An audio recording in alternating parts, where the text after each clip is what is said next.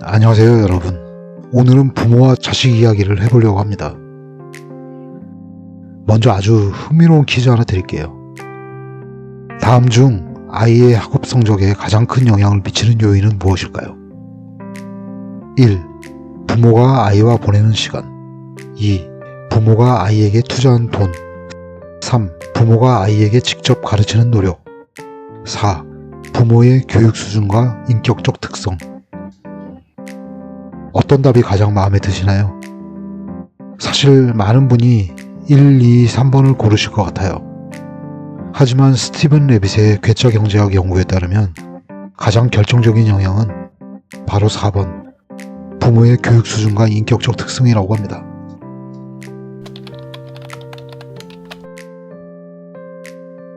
이 결과는 얼핏 이해하기 어려울 수 있습니다. 왜 부모가 아이와 보내는 시간이나 직접 가르치는 노력보다 부모 자신의 교육 수준이 더 큰 영향을 미칠까요?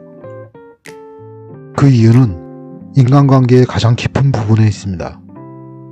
아이들은 말로 하는 가르침보다 부모가 어떤 삶을 살고 어떤 태도를 지니고 있는지를 본능적으로 감지하고 배웁니다. 부모가 성실하고 꾸준히 노력하는 모습을 보여줄 때 아이도 그런 자세를 자연스럽게 닮아가게 되는 것이죠.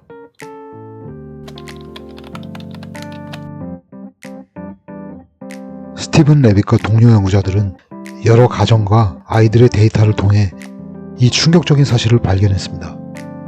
부모가 아이와 함께 보내는 시간과 교육 비용은 예상만큼 큰 영향력을 갖지 않았고 오히려 부모의 학력과 인격적 특성이 아이의 성공과 깊은 연관이 있다는 것이었죠. 이걸 듣고 그럼 나는 이미 늦은 걸까 하는 분들도 많을 겁니다. 그런데 괴짜경제학은 한 걸음 더 나아가 중요한 메시지를 던집니다.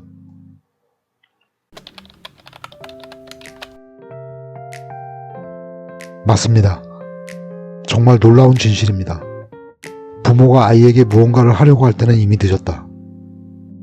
어떻게 된 걸까요?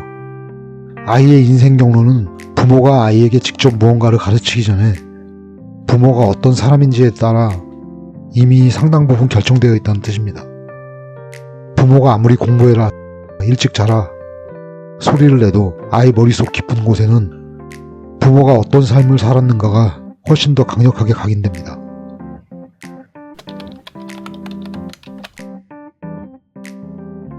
저 역시 처음엔 지금부터라도 아이를 완벽하게 가르쳐야겠다고 결심했습니다. 시간표 만들고 공부 시간 체크하고 휴대폰 사용도 제한시키고, 하지만 아이는 오히려 더 반항하고 싸움도 잦아졌습니다. 그때 느꼈죠. 내가 하는 말보다 내가 어떤 사람인가가 더 중요하다. 그래서 저 자신을 먼저 돌아보고 바꾸려고 노력했습니다. 작은 습관부터 차근차근 바꾸면서 아이도 조금씩 달라지는 걸 경험할 수 있었습니다.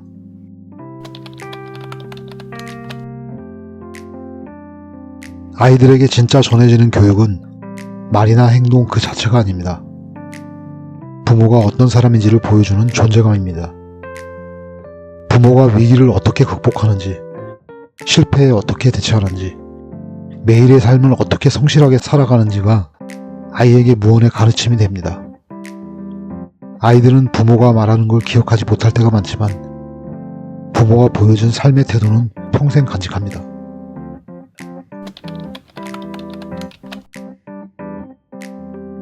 우리는 종종 미디어와 사회에서 완벽한 부모가 되어야 한다는 압박을 받습니다.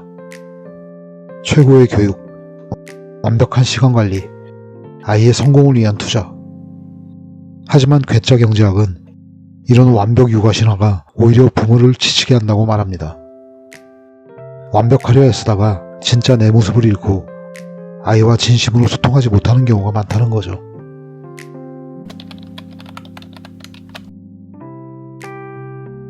결국 괴짜경제학이 우리에게 전하는 메시지는 명확합니다. 완벽한 부모가 되려 하지 마세요. 중요한 건 완벽한 행동이 아니라 내가 어떤 사람인지를 돌아보고 꾸준히 성장하는 모습입니다. 그런 진실한 존재가 아이에게 가장 큰 선물이자 가르침입니다.